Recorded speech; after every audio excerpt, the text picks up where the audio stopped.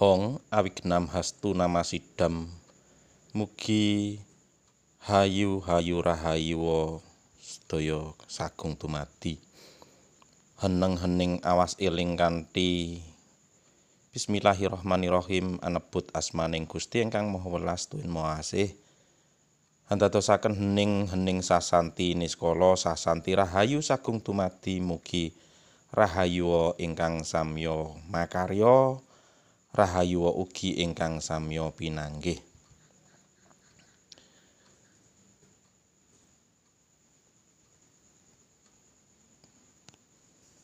Pepiling tembang dolanan.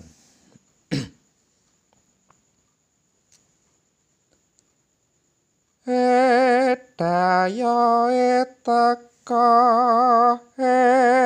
galarna klasa klasane bedah tambalen cadah cadahe mampu pakakno asu asune mati buangening kali kaline banjir buangening pinggir. Tembang dolanan ini saya rasa sudah tidak asing lagi di telinga kita. Mungkin pada masa kecil kita senantiasa menyenandungkan ini untuk sekedar bermain-main dengan kawan-kawan, mungkin sambil kotean begitu ya. Tapi di sini dalam buku manuskrip pribadi saya, di sini saya tulis pepiling tembang dolanan. Kenapa saya menulis pepiling? Karena di sini ternyata juga mengandung pepiling atau peringatan, media pengingat. Meskipun ini hanya tembang dolanan, tapi ternyata mempunyai makna yang sangat dalam. Berdasarkan sejarah, tembang dolanan ini menyimpan banyak misteri di dalamnya. Kenapa? Karena banyak dari tutur tinular. Banyak yang mengatakan bahwasanya tembang ini berasal dari zaman Kediri, yaitu zaman Jayabaya. Di pengarang syairnya yaitu Prabu Jayabaya. Itu yang terkenal dengan ramalan-ramalannya. Tapi mungkin kawan-kawan berpikir bahwasanya kalau ini asli dari Jayabaya, tidaklah mungkin bahasanya seperti ini. Karena zaman Jayabaya dulu menggunakan Jawa kuno atau mungkin sedikit bahasa Sanskrit mungkin. Tapi bisa juga kita analogikan atau kita pikir kemungkinan karena waktu itu mungkin ditransliterasi, kemudian ditransliterasi lagi berulang-ulang dari pujangga satu ke pujangga berikutnya secara turun-temurun sampai pada penggubahan kata-kata dari bahasa Jawa kuno sampai pada bahasa Jawa gagrak anyar. Itu sampai model sekarang ini yang digubah oleh pujangga terakhir dan yang paling tersohor dari Karaton Kasunanan Surakarta Hadiningrat, yaitu Raden Mas Ngabehi Ranggawarsita. Sedangkan makna yang terkandung di dalamnya juga sangat dalam. Tembang ini secara kontekstual berisi tentang sindiran-sindiran terhadap tingkah laku atau perilaku manusia yang senantiasa melakukan hal-hal yang sia-sia. Kenapa seperti itu? Oke, kita mulai bedah dari kalimat per kalimat, dari kata per kata. Dayoe teko. Maksudnya di sini kata itu ungkapan ya, ungkapan orang Jawa bisa surprise, bisa ungkapan surprise, bisa ungkapan mungkin menemukan ide. Tapi ini surprise karena ada tamu yang datang gitu. Dayoe teko berarti tamunya datang. Gelarno kloso. Kemudian ada satu pola pikir berangan-angan. Karena tamunya datang, kemudian saya harus mencari tikar untuk digelar gitu.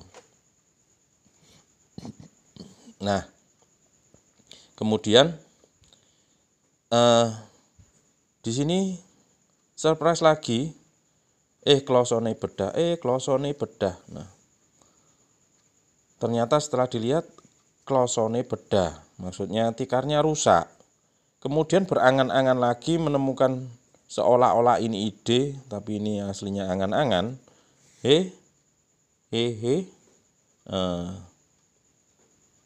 Tambalan jadah.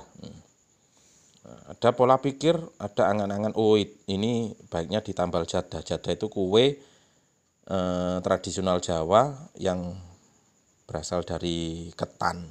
Jadi sifatnya lengket. Tapi sebelum ditambal jadah, ternyata di sini ditemukan jadahe mambu. Jadi kue jadahnya itu tadi basi. Kemudian ada angan-angan lagi. Ya wis, ya sudah, kue jadahnya diberikan pada anjing, kakakno asu, gitu, diberikan untuk dimakan anjing gitu. Nah, terus kalimat berikutnya, asune mati. Ini belum dikasihkan ke anjing, kuenya tadi, anjingnya mati. Kemudian ada angan-angan lagi, buangan yang kali, anjingnya dibuang ke sungai. Anjingnya dibuang ke sungai sajalah gitu. Maksudnya gitu. Kemudian kaline banjir. Kaline banjir. Sungainya banjir. Anjingnya belum dibuang, masih dibingungkan, ternyata dibingungkan lagi dengan sungainya yang banjir.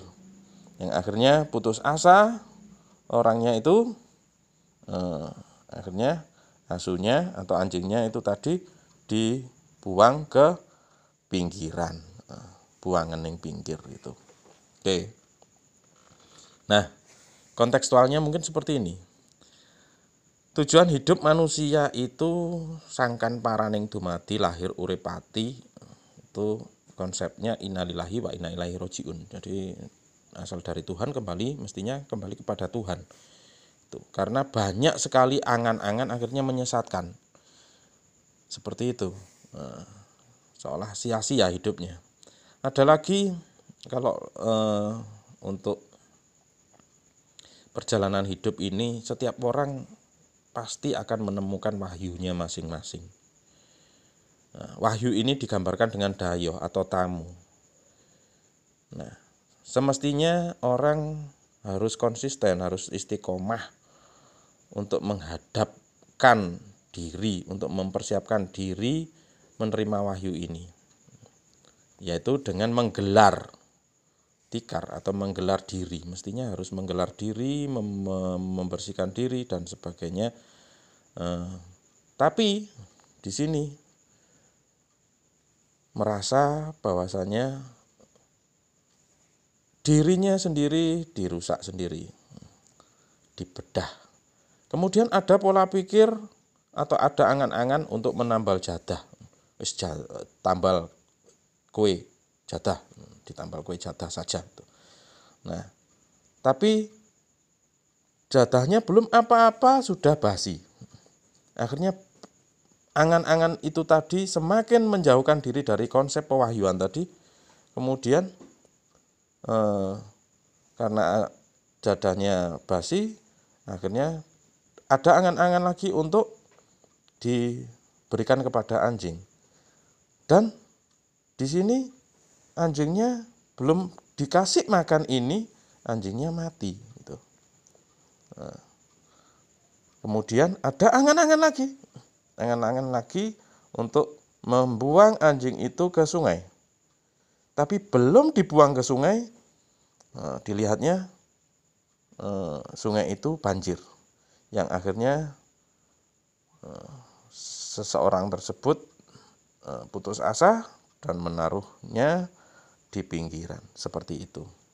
Jadi kesimpulannya, kenapa kok orang selalu melakukan hal yang sia-sia?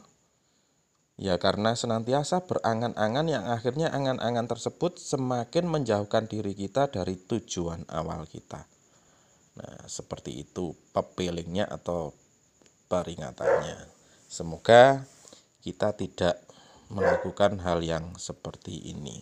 Oke, saya tembangkan lagi untuk media pengingat.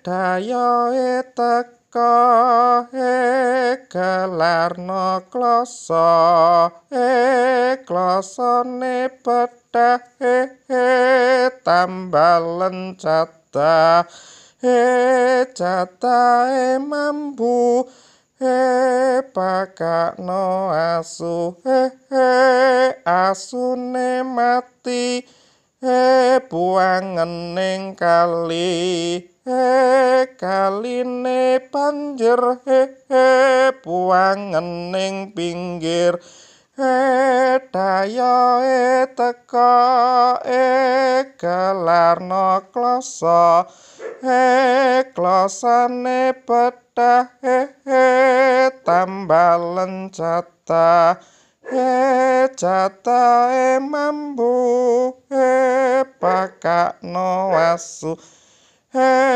asune mati buangen ning kali kaline banjir buangen ning pinggir.